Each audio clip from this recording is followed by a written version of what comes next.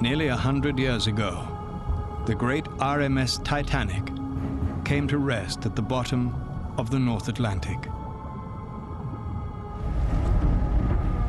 More than 1,500 men, women, and children were killed when the ship went down.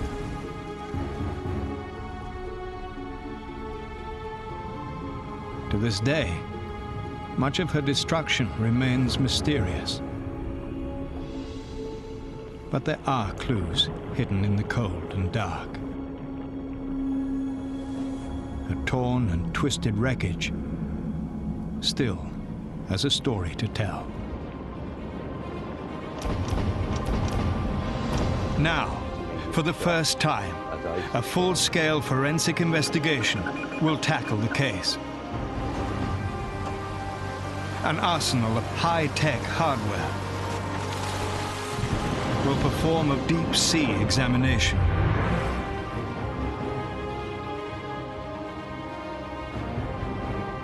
Pieces of Titanic will be dissected and analyzed. New techniques will reveal aspects of the tragedy never before witnessed or understood. Battling hurricane winds and hostile seas, investigators will work to unravel secrets nearly a century old. Titanic's true and dramatic story may finally be told, as scientists uncover answers from the abyss.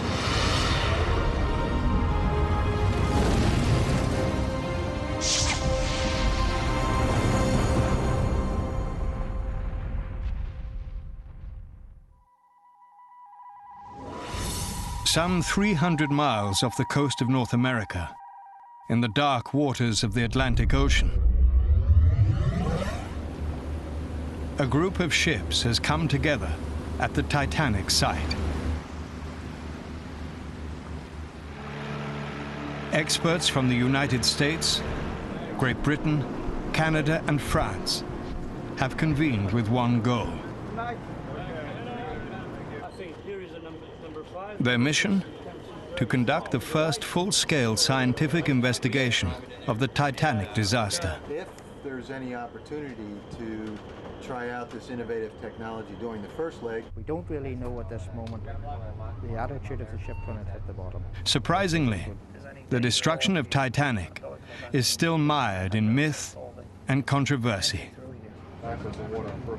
But this unparalleled team of investigators hopes to set the record straight. Now what we're seeing, this is the questionable area right here. Immediately following the Titanic disaster, the world struggled for answers. Soon, a popular story emerged that seemed to explain everything. Titanic struck a mountainous iceberg. She sustained an enormous gash and sank in one piece, killing more than 1,500 people. For nearly 100 years, this was the accepted account of what happened that tragic night. When Titanic's wreckage was discovered in 1985, the world was shocked to learn there was more to the story. The great ship was actually torn in two huge pieces. Her bow and stern separated by nearly half a mile.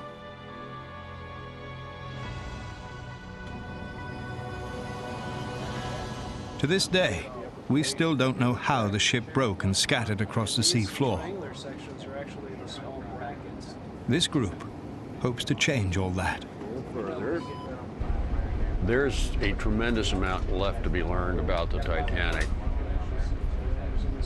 Bringing these minds together, we should be able to come up with a pretty good answer to what happened, why it happened, and in what sequence it happened. To reconstruct the disaster, the team at sea will work with investigators on land. At the rear end of the bow. Together, they will focus on Titanic's wreckage, In the main wreckage field next a forensic approach likened to studying a corpse in a murder mystery. to give everybody a feel for it. The word forensic immediately conjures up images of pathology labs and someone poring over cadavers. And to a certain extent, we're doing that. Huge difference. What we are doing is looking for signals and signs and often very small pieces of information to build the bigger picture. From its position.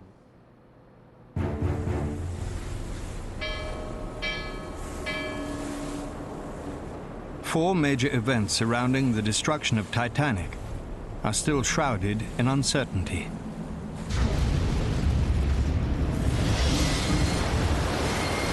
What is the true extent of the iceberg damage? Scientists now suspect it's a series of small slits, not a 300-foot gash. But can they prove it? They also know that Titanic broke into pieces the night of the disaster.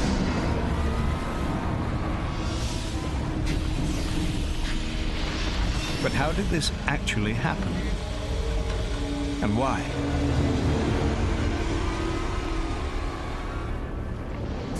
One of the biggest mysteries is what occurred when the ship left the surface.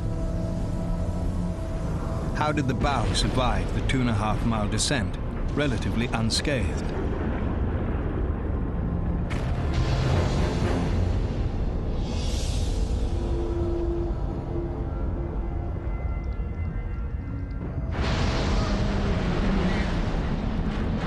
And what happened to the stern to utterly destroy this part of the ship?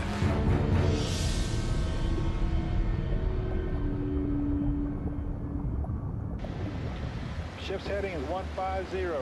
All right, Kurt, 100 up. 100 up, I got 100 up. 1 in. To answer these questions, the investigators divide the wreck site into two fields of operation. The crew aboard Ocean Voyager will concentrate on Titanic's bow, which lies more than 12,000 feet below. To reach their target, they'll deploy the Magellan 725. Magellan is a remotely operated vehicle, or ROV. For this mission, Magellan is equipped with state-of-the-art underwater cameras. Kirk, if you could stand in front of the camera, I can get a flesh tone off you. Set this up. That's good.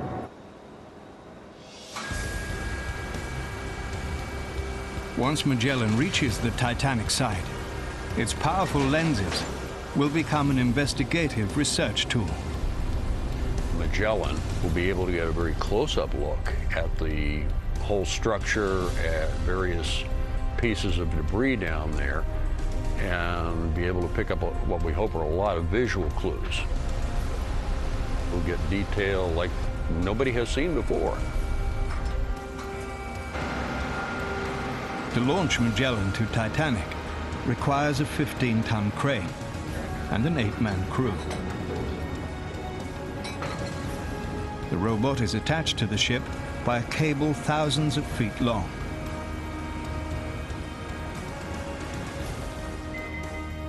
Magellan will receive instructions and transmit live images through this umbilical cord.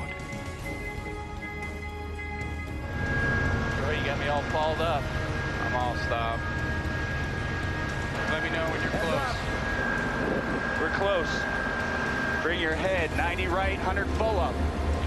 Getting wet, Kurt. Okay, let me know when you want hydraulics. Hydraulics up. Hydraulics are on. Pull that tether a little bit. Troy, start working on the depressor. Yeah, get that sling out. As Magellan now fights the current on its 3-hour trip to the site, a half-mile away, the crew aboard Nadir prepares its mission to the exploded stern.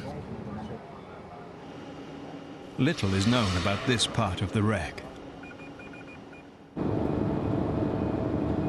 The manned submersible, Nautil, is being turned into an advanced photographic platform.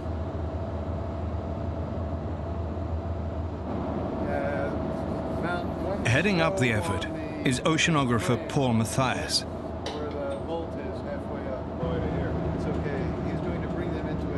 He outfits Nautil with high-resolution cameras and powerful deep-sea lights.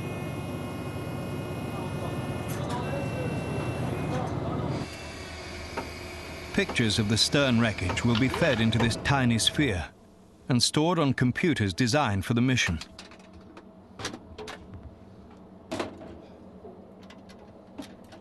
We are about to try something that's never been tried before. Very exciting.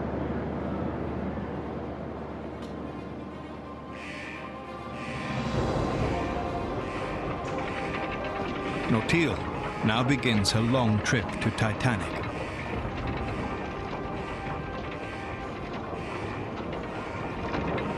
A voyage that will take her crew to one of the most inhospitable environments on Earth. Temperatures are freezing. The water pressure is bone-crushing. All that will protect her crew is a 4-inch thick titanium shell.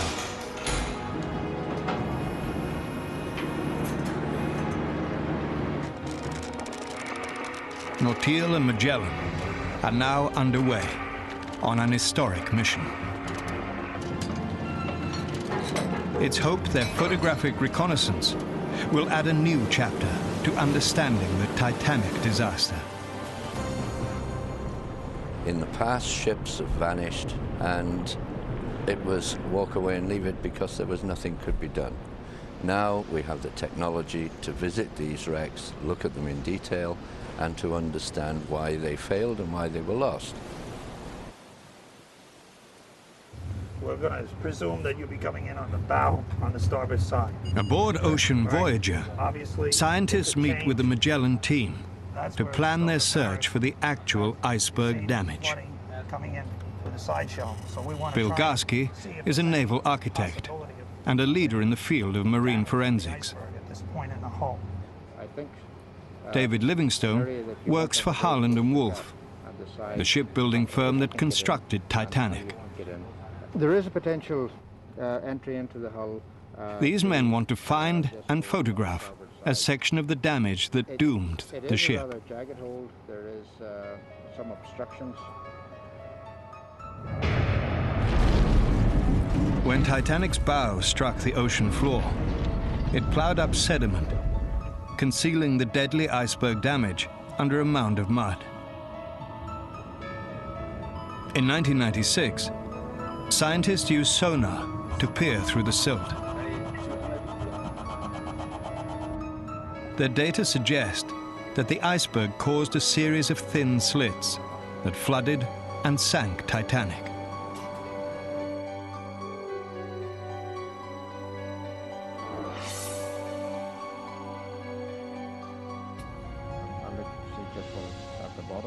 Today, investigators wonder if part of the fatal damage might not be buried in the mud. Made some calculations, or there was something that... In fact, it might be visible to the naked eye. I think if we can find some exposed surface of the ship that was not in contact with the sediment, perhaps, and I say that perhaps, we may find the iceberg damage that the ship sustained. Before they can begin looking, the pilots must fly Magellan to Titanic's bow. A risky endeavor. Roger that, heading down. As the ROV approaches the bottom, it pauses to check its tethering system for tangles. It's settling out. Things are getting safer. Another 20 meters, 090, Bruce. More than 2 miles of cable floats freely through the deep sea. This is more than enough to get snared on any wreckage at the site. Moved 50 meters, 280, roger. Stand by, Bruce. We are a tethered vehicle. We go all the way from the surface to the vehicle on the bottom. Obviously, we do not want to get that tether fouled. And the Titanic is a major fouling obstacle. After several hours, Magellan reaches the sea floor. You're looking at bottom right there. The landscape is desolate, barren.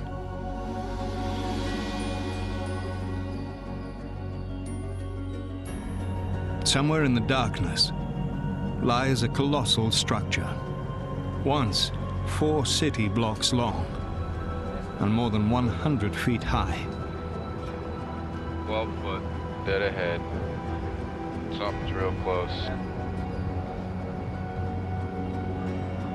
There's the wreck. All right, 6 feet off, come on up.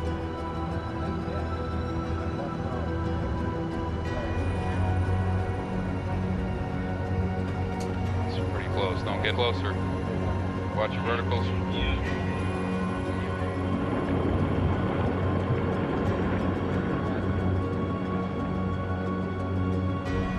Titanic's bow is a haunting sight. Surprisingly elegant, despite its destruction. Troy, nice job aiming those lights. Roger that. The Magellan team runs the cameras through a series of system checks before they begin searching for the iceberg damage. Hey, Emil, how we doing? You're all right down there? Or no? Yeah, we're cool. Okay, so Livingstone and Garsky test the skills of the Magellan pilots. In order to find what they're looking for, they fly dangerously close to the wreck. doesn't actually look like this. They head to a spot where one survivor claimed he saw damage nearly a century ago. What we believe is some damage with the ship either.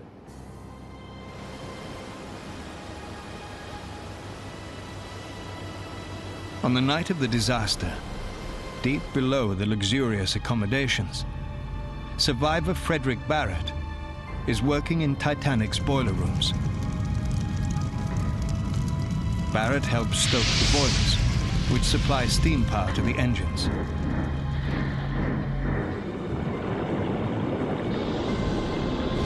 After Titanic hits the iceberg, chaos erupts in the boiler rooms.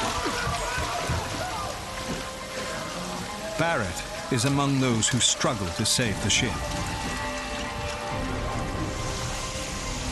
Barrett sees water jetting in 2 feet above the floor grate in Boiler Room 6.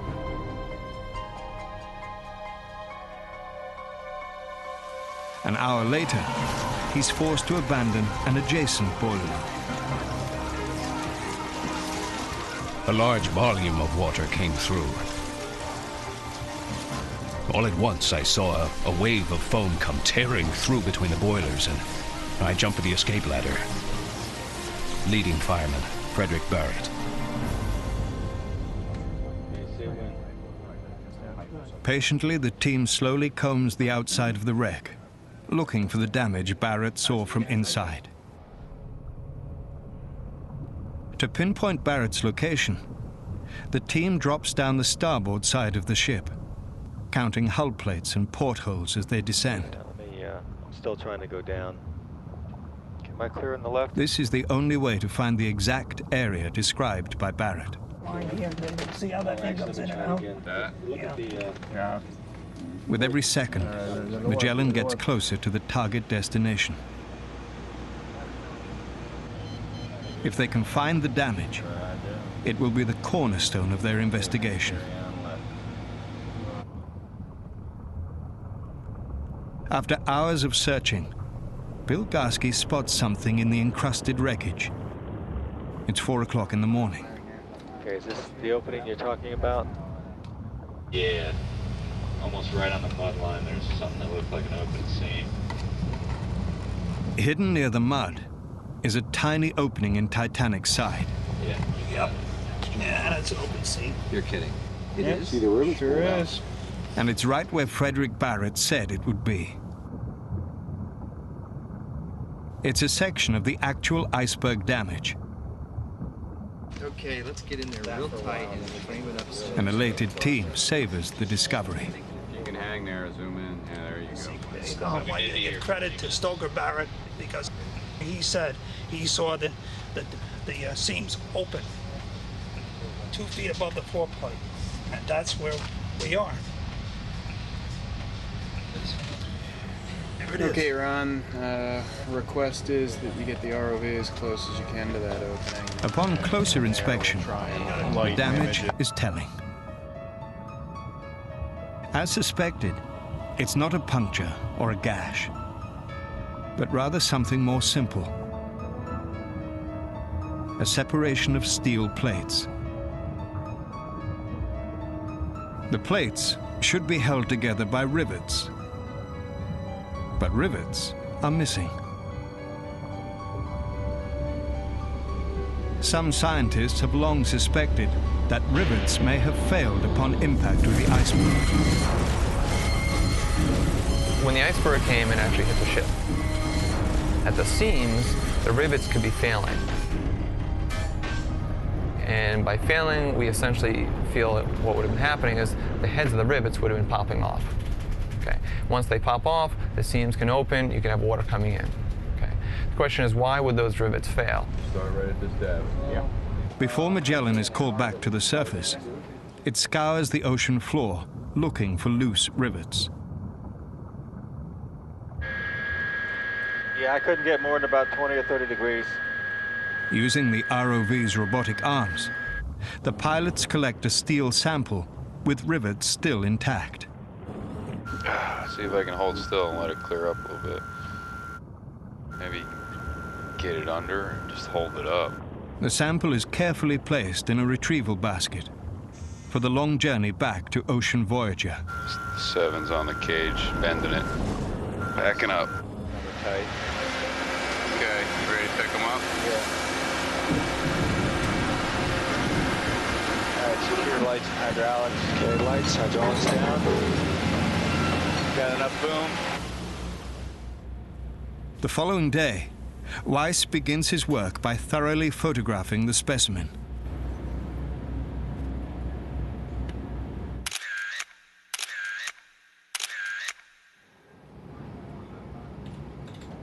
Next, he carefully removes the rivets. He'd like to know why they might have failed.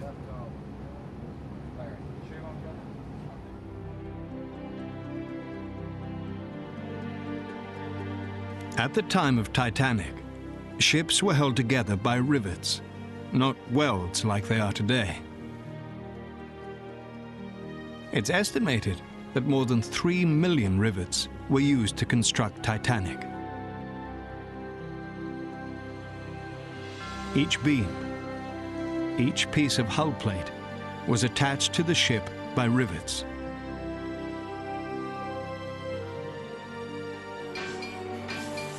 Titanic's rivets were made of wrought iron, which is essentially a mixture of iron and a substance called slag.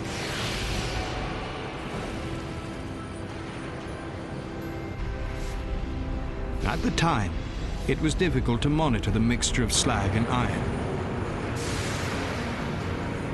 And if too much slag was added to the mix, it could actually weaken the rivets. Investigators would like to know if this is what happened in Titanic's case.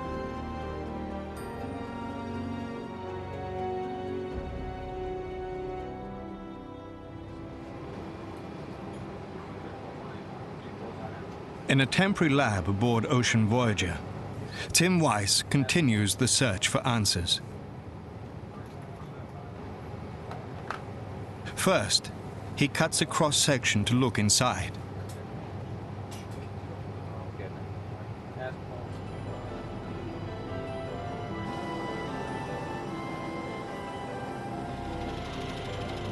Weiss collaborates with materials scientist Tim Fakey, who's testing more rivets at the National Institute of Standards and Technology in Maryland.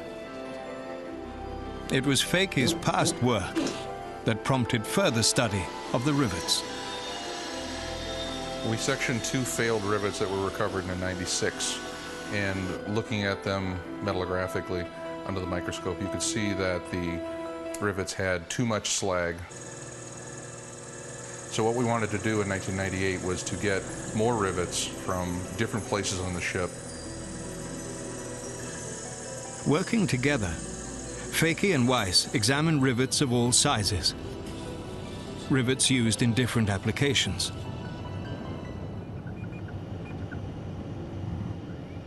They're measuring the quantity of slag, which is seen under the microscope as dark streaks.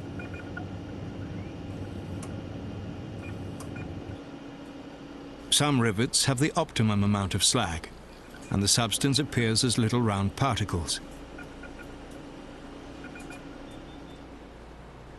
This sample, on the other hand, has too much slag, which will weaken the rivet. In their work, Fakey and Weiss continue to see variation in Titanic's rivets. We've looked at rivets that are from various locations on the ship. Overall, 5 to 10% may be having a problem on the ship. We've looked at 30 out of 3 million rivets. So we're never going to be able to say definitely, but the trend seems to be there. The more rivets we look at, it doesn't go away.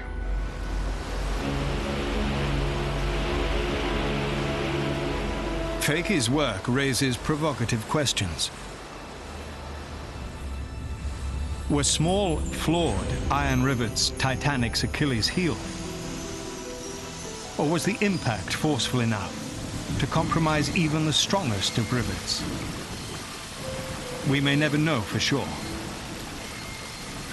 In any case, we now know the damage that sank Titanic was quite small. I think psychologically it was just unbelievable that something so small could have caused a loss.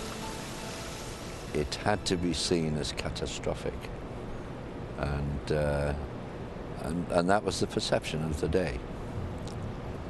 Now, with hindsight and looking at the evidence, it's entirely possible for ships to be lost with quite small holes that can't be controlled.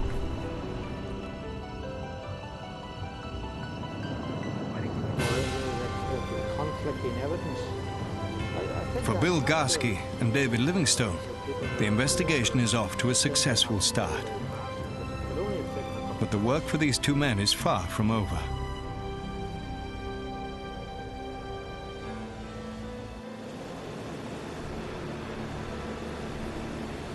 The weather for the expedition so far has been very cooperative. Gentle swells make daily commutes a pleasure.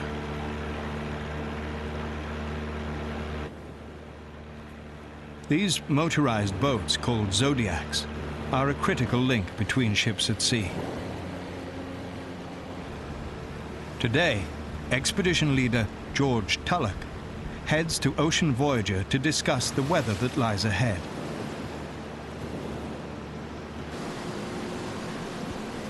Conditions can change very quickly here.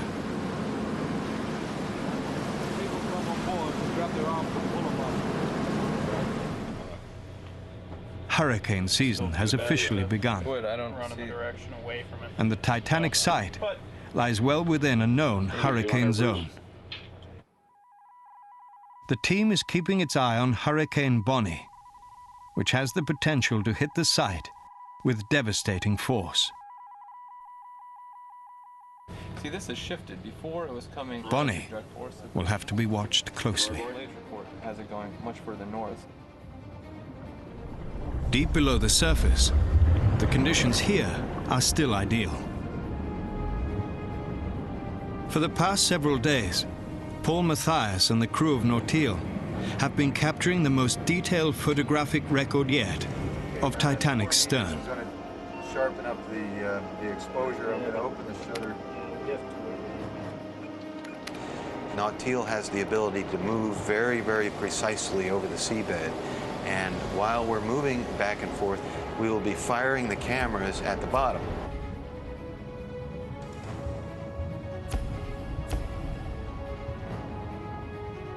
Each of the images that Matthias captures is like a piece in a jigsaw puzzle.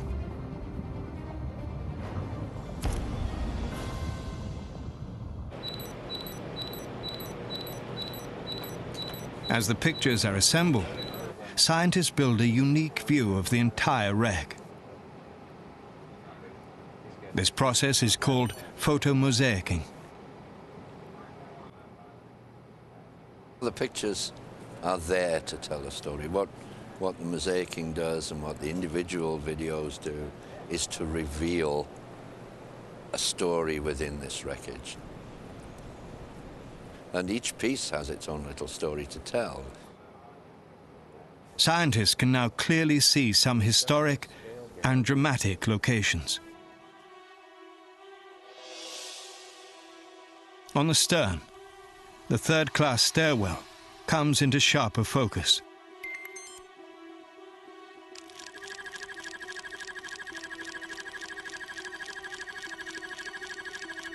The night of the disaster, this was a place of confusion and panic as passengers tried to escape the ship.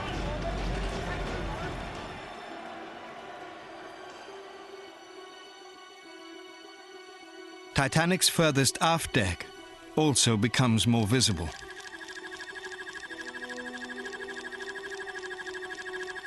Near these decks, many received last rites from Father Thomas Biles, while others took their chance by jumping into the icy waters. Neither shall there be sorrow of dying.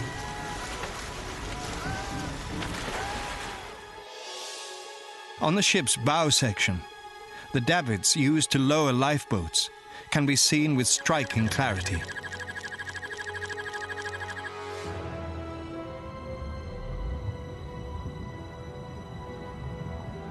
Officer Charles Lightoller worked here for a brief period, evacuating Titanic. The mosaic also reveals the grand staircase.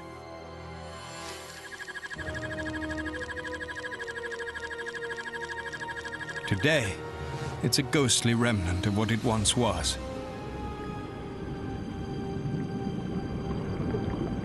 With painful reminders of its past elegance.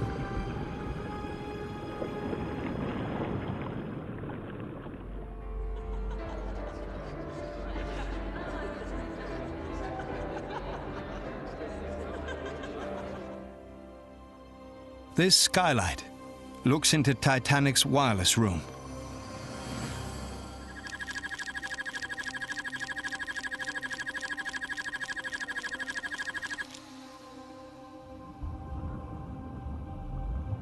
A piece of the radio still hangs precariously from the ceiling.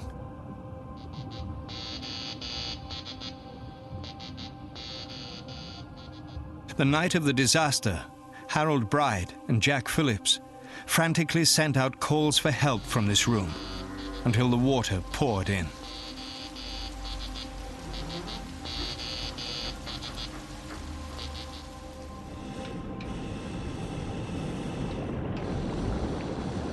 For the next several days, Matthias and the crew of Nautil photographed the wreck piece by piece. It will take thousands of images to complete this historic mosaic of Titanic.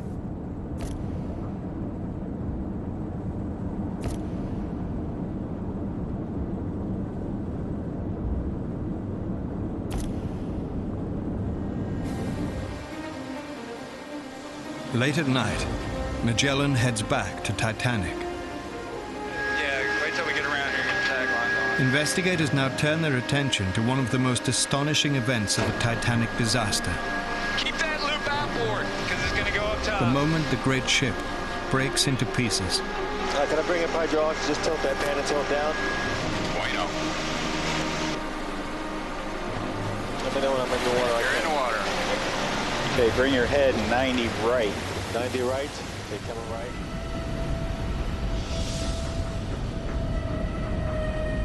To this day, Much of the Titanic's breakup is shrouded in mystery. For passengers and crew, this was a time of utter horror. For those who witnessed the breakup and lived to talk about it, it was a terrifying spectacle. You could see her propellers and everything. Her rudder was clear out of the water. And then her lights went out. Able seaman John Bewley. We pulled from the Titanic for a distance of a city block when Titanic began to shake to pieces. First class passenger Lucille Carter.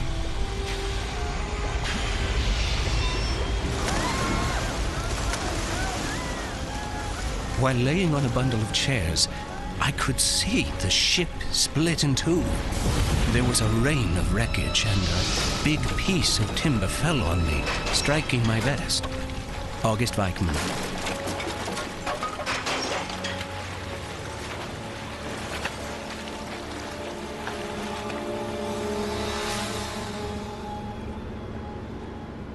Today, investigators will comb the wreckage, looking for clues that might help to explain Titanic's violent destruction. Magellan approaches an area near the stern, known as the debris field. As it reaches the sea floor, Magellan sends power to its lights. All right, looking 240, 600 feet out.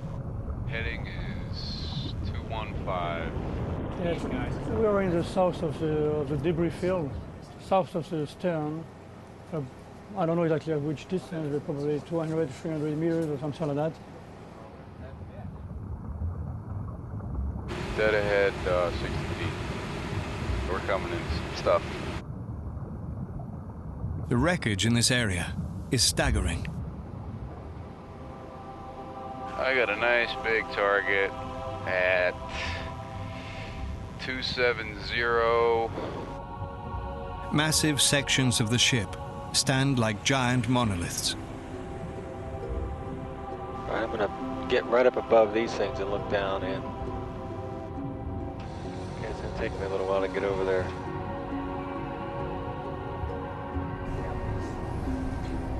Each piece has a story to tell. Snapping at 35. You want to get lower now? Yeah, turn right. But deciphering what the wreckage means is incredibly complicated. There's so much stuff around here. It's really difficult to figure out where it came from. The process of interpreting the wreckage to reconstruct the disaster is called reverse engineering. Looks like something that's definitely got ripped. Any ideas what that was? It's the same approach investigators use to understand modern disasters, like airplane crashes.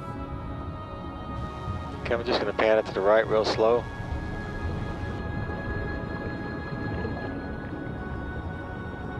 Among the scattered remnants, the team locates a series of boilers. Each more than 20 feet tall. This is pretty tall here. Roger. These boilers may yield significant clues. Yeah, because there is here one furnace, maybe there's one here. Yes. Some survivors believe Titanic's boilers exploded, contributing to the breakup of the ship. Fireboxes. Investigators want to know precisely what happened on that terrifying night.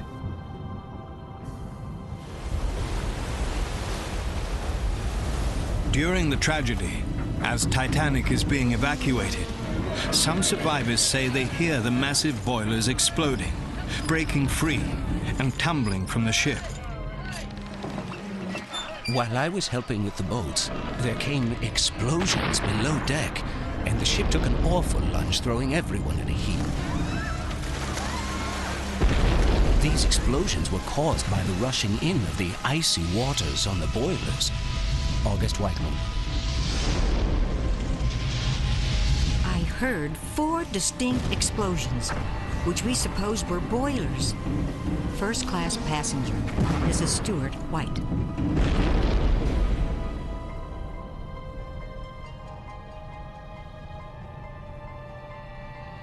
As the investigators inspect the stern boilers, they can find no evidence of explosion.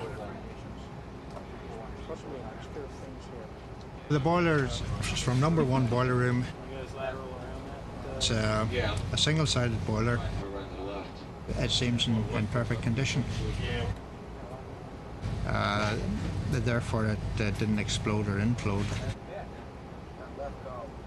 To be sure Titanic's other boilers didn't explode, investigators have to account for the ship's remaining units.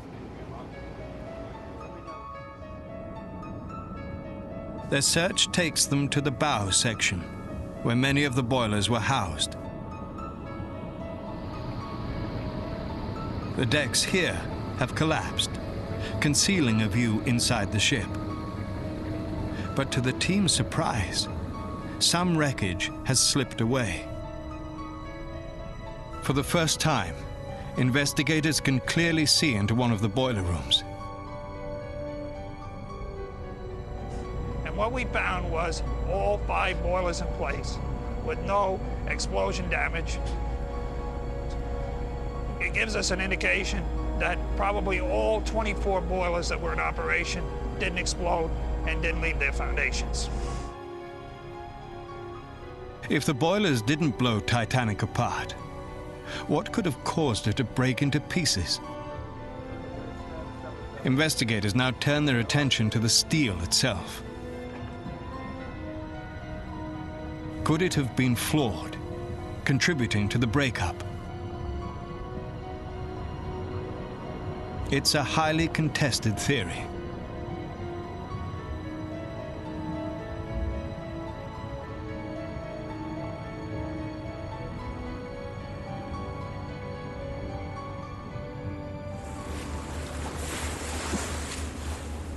To settle the debate, the team needs physical evidence.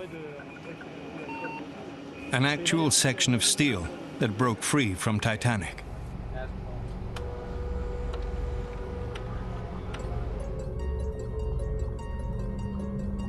Investigators would like to cut a sample from a 20-ton section of hull dubbed the Big Piece.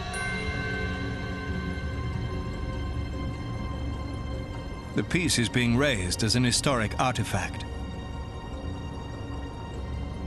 But to the crash investigators, it's important for other reasons.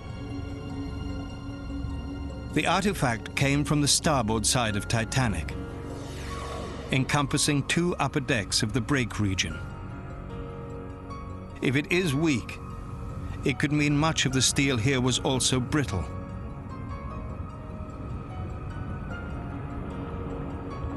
For retrieval, the artifact is connected to giant lift bags, which carry it 2.5 miles to the surface.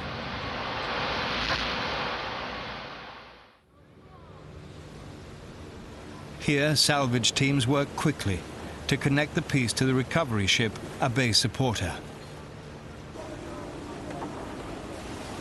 Suspended underwater, a piece of Titanic once again is touched by sunlight.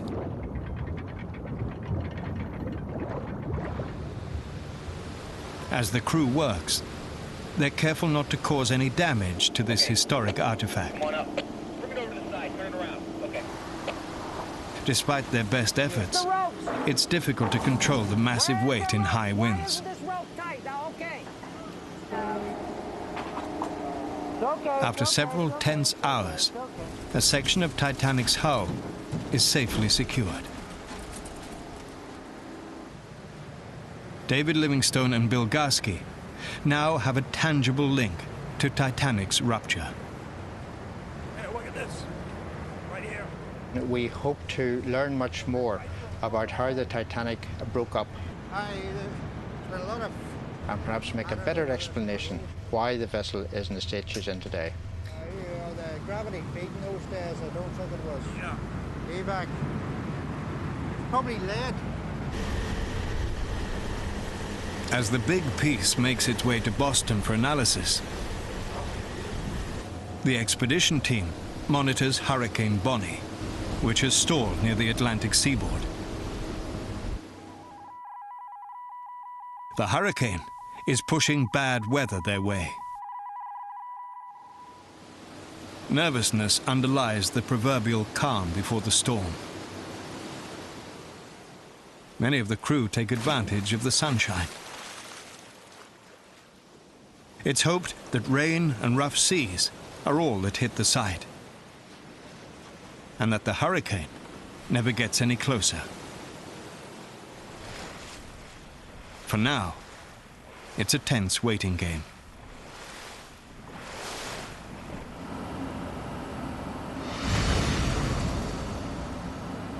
The big piece arrives in Boston after a 4-day journey.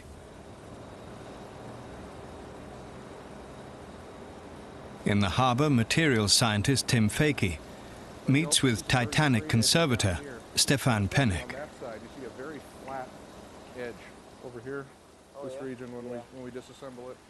The big piece came from very close to the region in the stern where the big break occurred, where the ship broke up.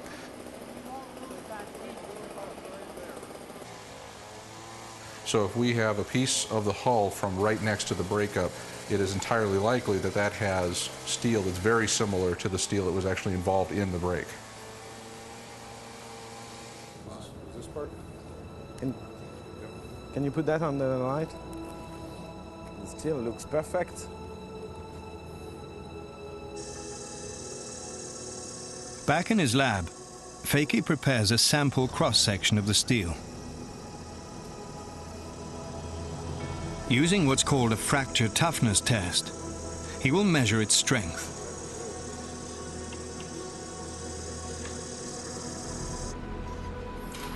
This machine will subject the steel to forces in excess of 2,500 pounds. It's a slow bending process, similar to what Titanic went through the night of the disaster. When the stern of the Titanic came clear of the water, the upper surface of the ship was loaded to several times its design strength. And how the materials react to this huge load is going to determine what happens to the ship.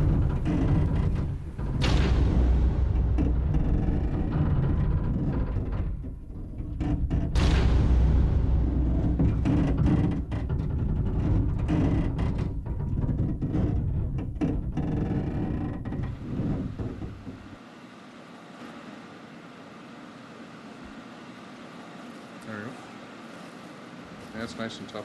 As it turns out, Titanic's steel is surprisingly strong.